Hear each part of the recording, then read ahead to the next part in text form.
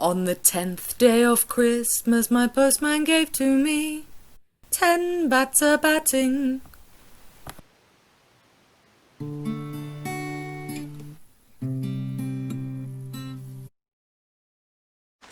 Hello and welcome to the 12 Skeins of Christmas, day 10.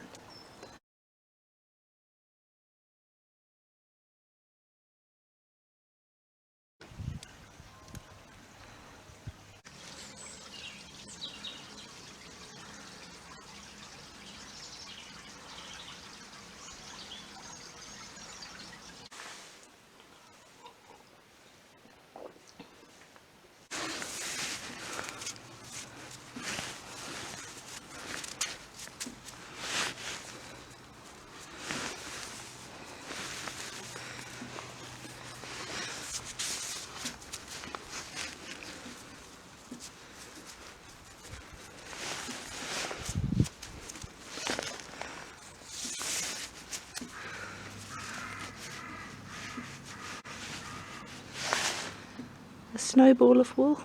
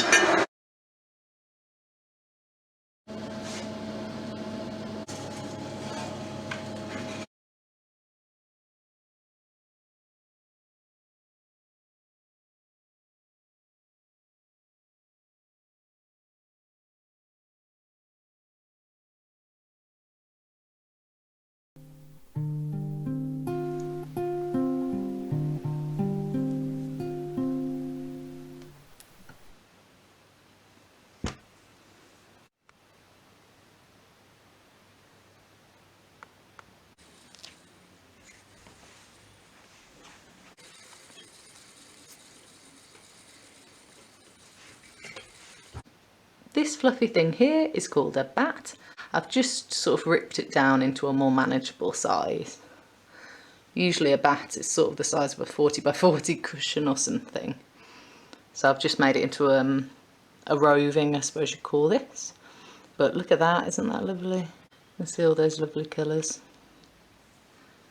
And this is a bat that I got from Wychwood spinner, so that's Chris, who I'm talking about today. And you can see how easy it is to just twist that in, and it holds together really nicely. So I think it's a really good thing to have for a beginner. I tried with some merino tops to start with and I found them a little bit slippy and tricky, so I really like this bat. I'm just taking this bobbin and I'm going to put it on the flywheel.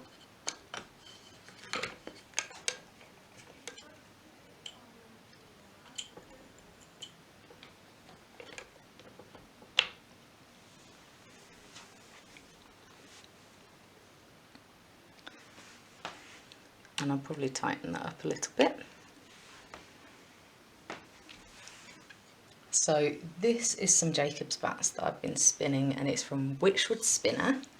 So that's the lovely Chris. The first time I met her was when I was on a spinning workshop. It was just an afternoon in Chipping Norton at the Fibre Works, and she was really helpful. First we spun up some wool that had already been spun up, just to get a feel for the machine or the wheel.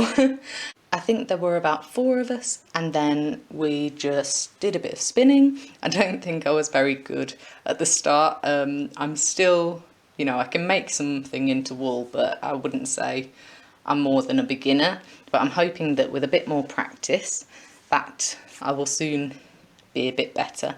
Right, I'm going to go and get my little hook thing so I can get this bit of wool out.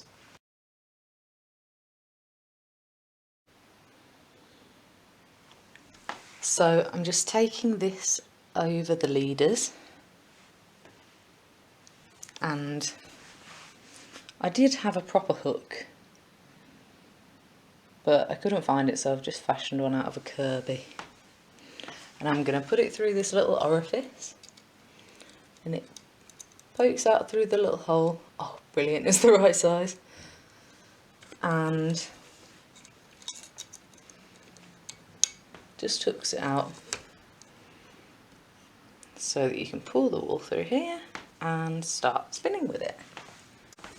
So I'm hoping this will be, oops, don't want it to go the wrong way around. I'm hoping this will be in focus. And you can see I've got this lovely cloud, and I'm just sort of pinching it a little bit at the end and just feeding it through. So yeah, that's about it. And what I love about this more than, I tried first on a drop spindle, and it sort of takes the wool away with you because of the weight, but here you're in control with a spinning wheel. So that's really cool. And I'm really glad I've got this little Wychwood traveller because it's so compact. You can just sneak it away by the side of the sofa and no one really notices it's there at all. Whereas with them, I rented an Wychwood traditional and it's so humongous. It's a nice wheel, but I really like this compact one.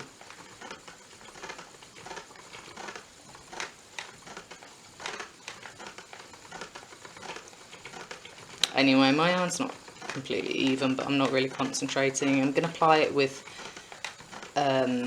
another bit, so I think that evens it out, but it's got a nice texture to it.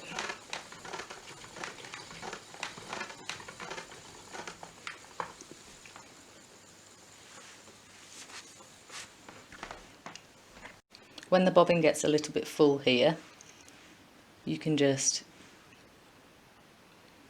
take the wool across onto the first one and you're off. And that's going to start filling up the other part of the bobbin.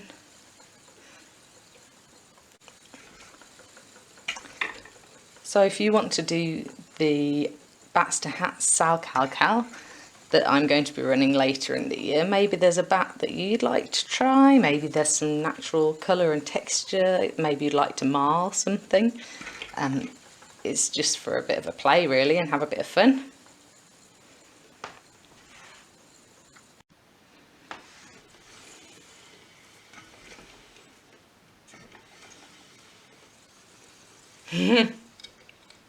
Oops, doesn't always work.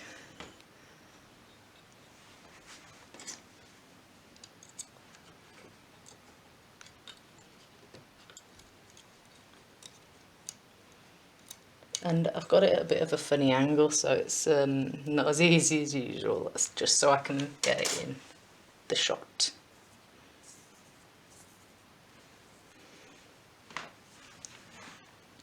What I'll actually do to get that in, I'll just spin the wheel for a bit so it really spins those together.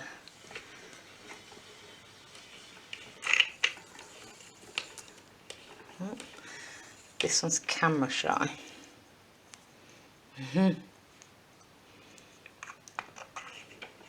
Come on, there's probably only 10 people watching this video, you don't have to be shy. Let's loosen up the tension a little bit. There we go, that's better.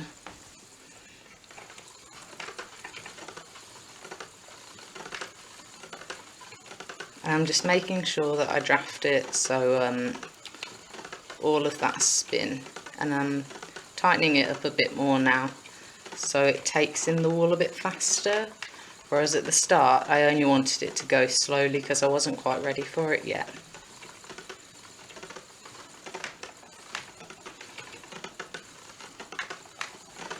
So this is so gorgeous. You can see as you go through it all of these dark greys and whites and slightly black of this Jacob's wool. So that's really lovely.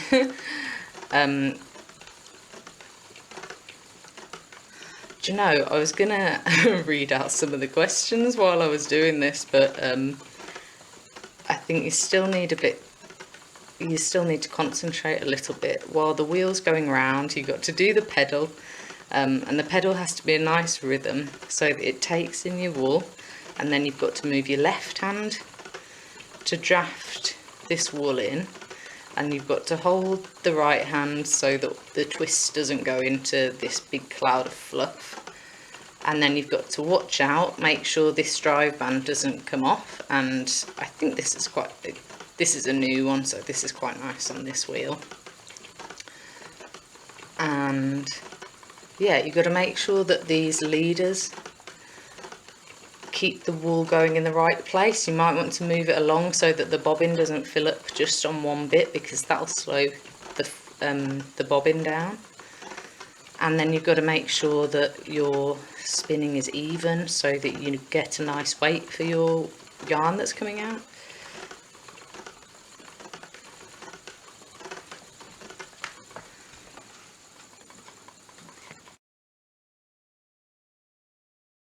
The elusive hook.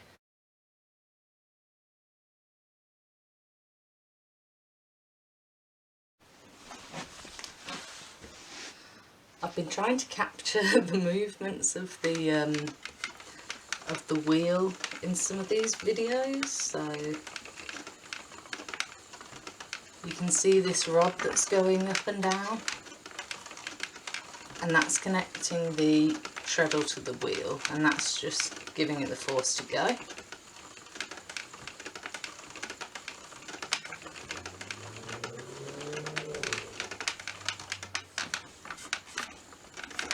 Oh, it's a little bit creaky because it has all these, it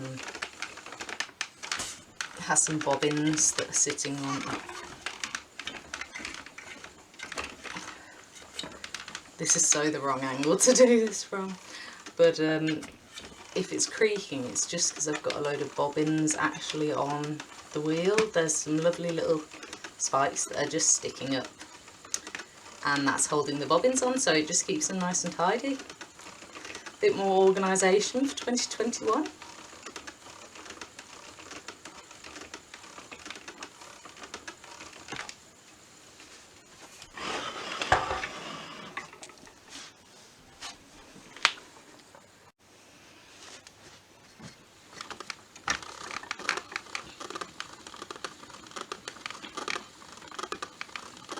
You probably see a lot of people doing this with their sock off. And yeah, I think that's just to encourage friction. I suppose you could do this with a tote if it was a bit cold in the room. This is just called, I think it's called Treadling. That's what I call it. Like what you have on your old sewing machines, the old single ones that get with the treadle.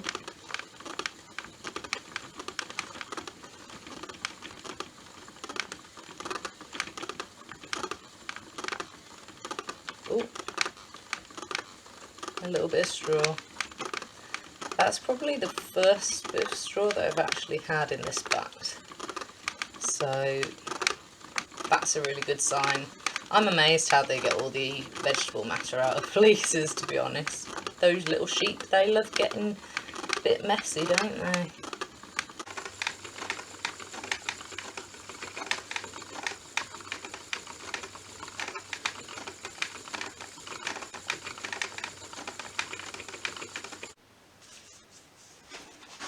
There we go. That's 3 bobbins there.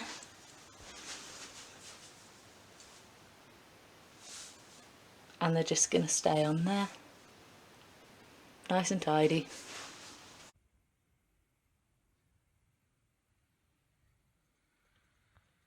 Hello and welcome to another episode of the 12 Skeins of Christmas.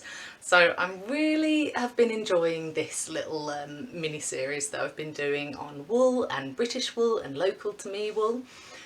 So it's been really interesting, and I hope you're finding it interesting too. I've seen loads of comments from people saying that they're really excited about doing maybe bats to hats, and people saying, oh, that's a nice wool, maybe I'll get some. Or maybe they've been diving into their stash and finding that they've already got some of the things that I've been talking about. So that's brilliant. Thanks for watching. Today I'll be talking about Chris, or Wychwood spinner. Now, she is the lady that I went to when I first wanted to learn to spin. So I saw that there was a place called the Fibre Works in Chipping Norton where there was a spinning workshop, and this is a lovely quaint sort of little shop, and it sells wool downstairs, and they've just got a little room upstairs where they do lots of different workshops. I know they've had a bit of trouble over the whole COVID situation, but I know that they've done some deliveries at some point.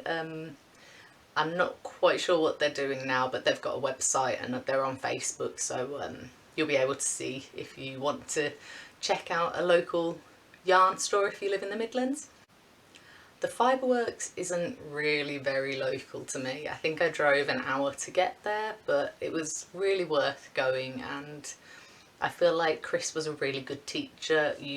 She showed you how to use your spinning wheels, so we used just ready-made yarn so that we would learn how to feed the wool into the spinning wheel, and then we plied it together with another ready-made yarn, and then we looked at all the fluff and then yeah, we did some spinning. It was really fun, and there were some other ladies on the course, and yeah, I really want to do another spinning workshop, but obviously all of that's sort of up in the air at the moment, which is unfortunate.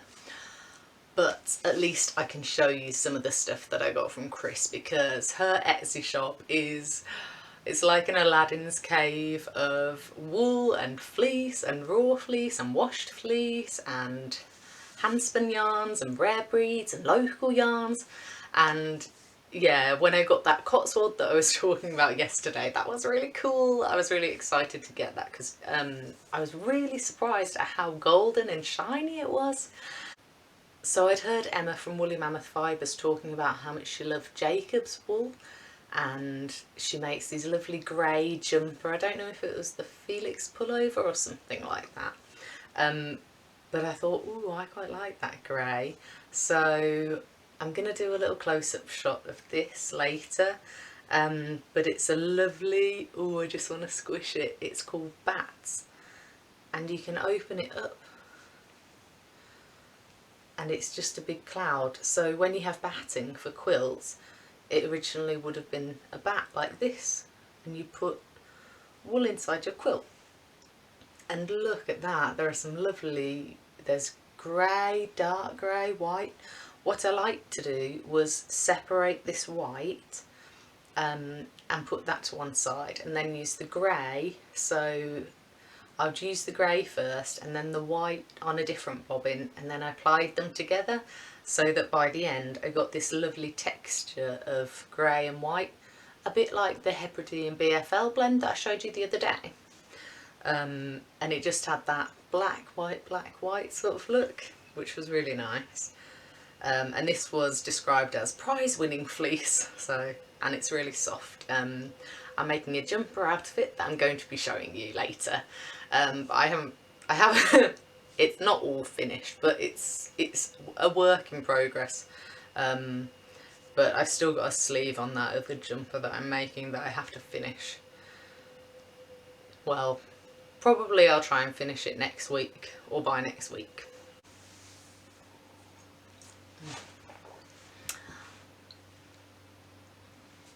I really loved my little day out in Chipping Norton. I also, once I'd bought the Beaumont alpaca, I went and gave it a squish in a local cafe, and I can't remember the name, but the woman said she knew the person in the Fibre Works, and she was really nice, and they had books in this cafe, and I just thought, oh, it was a really nice day. I had a little walk around, and you know, sometimes it's nice to just go on a workshop. If I ever go on holiday, I don't think I've really gone on many holidays where I don't have some sort of course that I'm going to as part of it, and I think that just makes it a bit more fun, doesn't it? To have something to do, meet some new people, I think that's really nice. So I asked Chris some questions about how she came to have her sheep and how she came to have her Etsy shop. So it all started 14 years ago when Chris and her husband decided to buy a house. Now the house had some land with it, and as they didn't get much of a return on acreage, they thought, well, we'll get some alpacas, they can at least mow the lawn. And also, well, that's lovely fibre, isn't it, alpaca? Ooh, I've got a bit here. Some fluffy alpaca. And yeah, so she got some alpacas. Chris found Carol, who was from her local guild of weavers, spinners and dyers, and she taught Chris to spin. And then she met Sarah. She helped Sarah out running the annual fleece sale at the guild, and at the time she said it was hard to find any interesting fleece to spin, and they thought of moving, so they sold their alpacas, and then they decided not to move. So they'd already sold their alpacas and they thought, well, should we get some more sheep?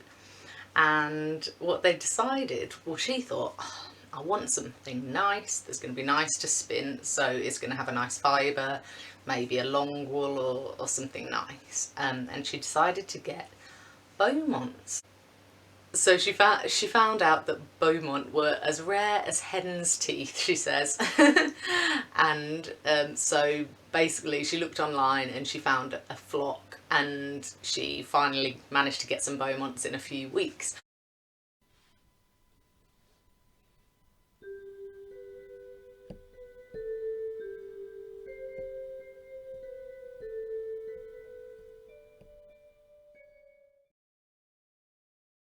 But it turns out there are only about 1,000 of them in the UK, so that is quite rare. That's about the same as the rarity of the Cotswold. I made a hat out of her Beaumont alpaca, and that's what I bought when I was on the spinning workshop from the Fibre Works. It was, I just felt it, gave it a little squish, and I thought, oh, I need to knit something with this, it's so soft.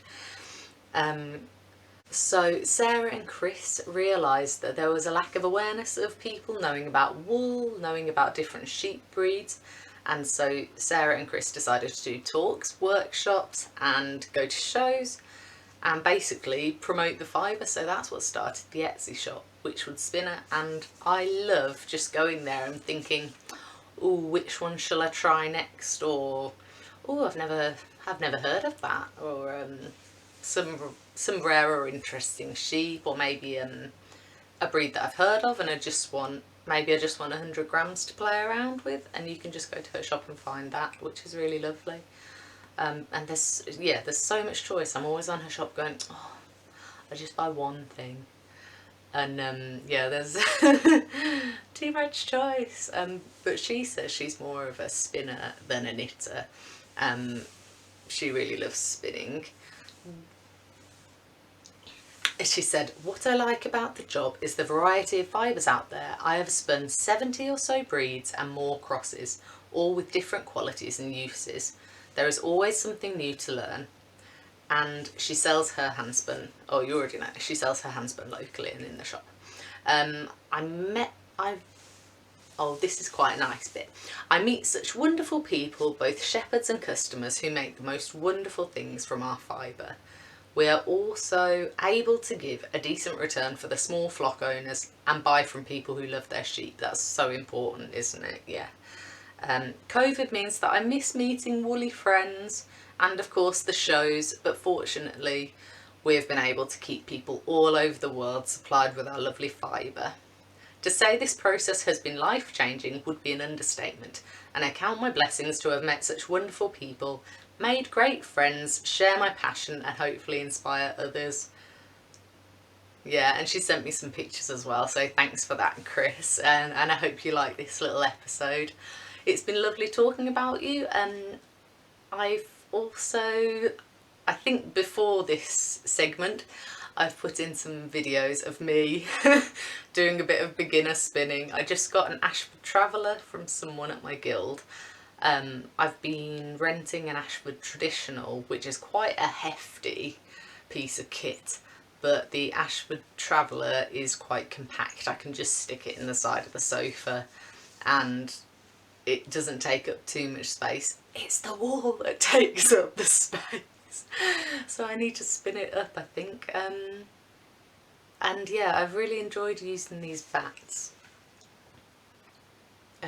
So if you do want to join in the bats to hats, then I'm really excited to do that. I think we can make some really interesting hats, and I'll try and make a design that works for hand spun wool. And yeah, maybe we can just explore some different sheep breeds. I think that would be quite fun. Okay.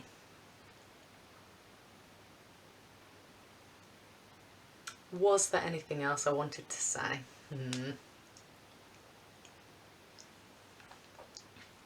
No, I think that's it. I better go back to doing my California mystery knit along knitting. I've got past the little stars now, and I'm nearly on to, I think it's clue 3, and there were 4 weeks that we did it for, so once I've done clue 3, I think it's the decreases, and then, you know, I'm nearly home then. Maybe I'll be pushing Uradale to the 12th day. Just so I can show you a bit more finished hat. I hope that if you're getting back to work, it's not been too gloomy and you're still managing to find a little bit of time for yourself to do some knitting, or maybe just sit in front of the telly, or just have a nice cup of tea and spend time with your family, or yeah, do whatever you like. Right, that's everything. So I hope you've enjoyed the episode. Okay, I'll see you tomorrow. Bye.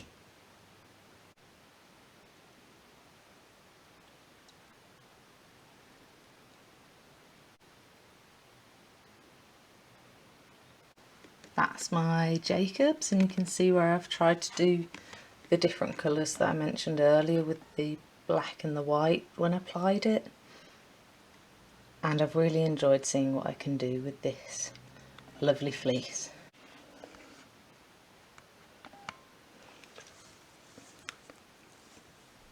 Here we go, I'll just do a bit of knitting with it. It's 2-ply. And if you've ever seen a Jacobs sheep, they can have 2 to 4 horns. I can't remember if they have, some of them have 6 horns, or if that's Manx Lockton. I'm just really happy knitting with this. I tried a really simple pattern, and it's just this lovely texture that comes out, and lots of different colours, which is a surprise. So when you're knitting, you don't really know what colour is going to come next, and I really like that about this.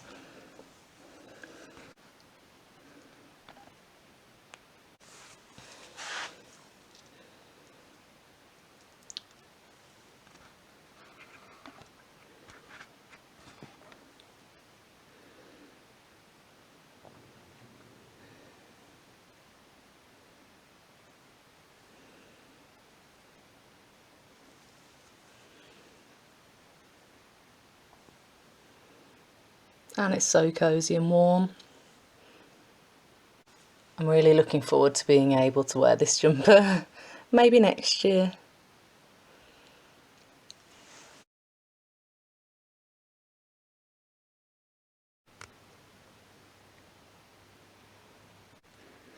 I am really lucky because my local Weavers, Spinners and Dyers Guild is really active. They're really friendly, they've done a lot of Zoom meetings, and I was able to rent a spinning wheel, these carders, and a special thing that takes the fluff out of the carders, and 3 bobbins. Before lockdown, Diane gave me a lovely chat about how to use the wheel, and like we had a right natter and had loads of tea. I think I ended up staying there a lot longer than I expected to. So it was really lovely, and yeah, I can't go anywhere now, so I'm keeping the carders for the foreseeable, but I thought I could use them to show you how to card a bit of fleece.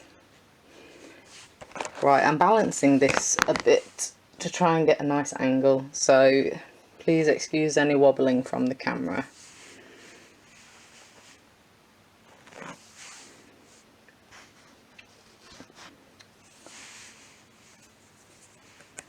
I'm trying to figure out which way around to do them. I think I'll brush them from the top to the end of the lock. I don't really know if that matters, to be honest.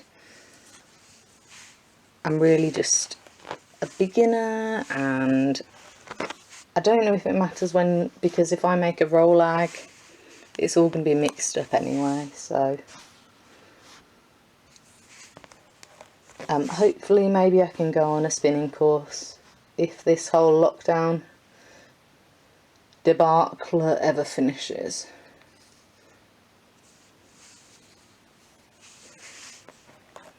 And these Ushant locks, let's have a little look at them. I'd say they're about 15 centimetres, and I know in the Fleece and Fibre source book that I've got, it says that they can be up to 10 centimetres, so that's really nice. It feels really soft. And actually my favourite colour of the Ushant is the caramel, this caramel colour.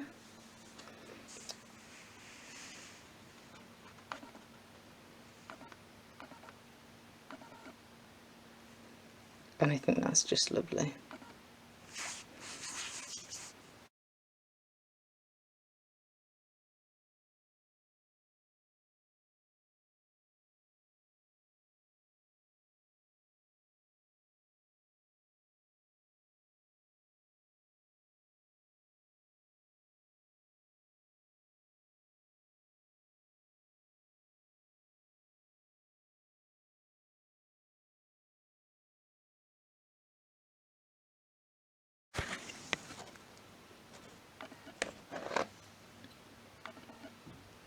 There we go. And I suppose if you wanted a sort of cheaper alternative, you could just use dog brushes, which probably work the same way. Now, this is the bit that worries me. They're like an ancient torture device. If you have ever used hand carders, you really I don't know if anyone wears gloves when they use them, because these have tried to draw blood before.